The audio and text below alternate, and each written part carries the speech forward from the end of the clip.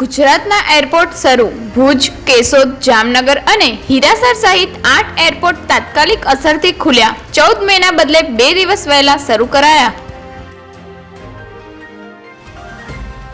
અમદાવાદ શહેરના નિકોલમાં એકતરફી પ્રેમમાં પાગલ યુવકની બાઇકની ચાવીથી હત્યા. બાઇક પર જતી યુવતીને રોકી ઝઘડો કર્યો. બાઇક ચાલકે છાતીમાં ચાવી મારતા લોહી લુહાણ થઈ ઢળી પડ્યું.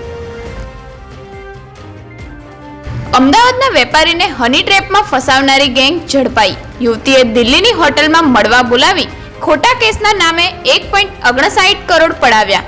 દિલ્હી પોલીસની સંડોવણી અંગે પણ તપાસ શરૂ.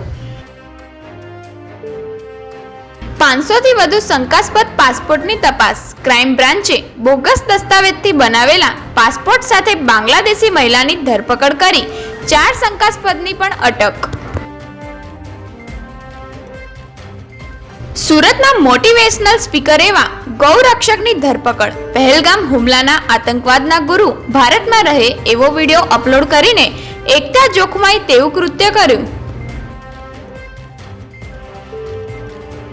દહેગામમાં નિવૃત્ત પીએસઆઈના બંધ મકાનમાં ચોરી. તિરુપતિ સોસાયટીમાં તસ્કરોએ તિજોરી તોડી દાગીના, રોકડ સહિત 1.92 લાખની મત્તા લઈ ફરાર.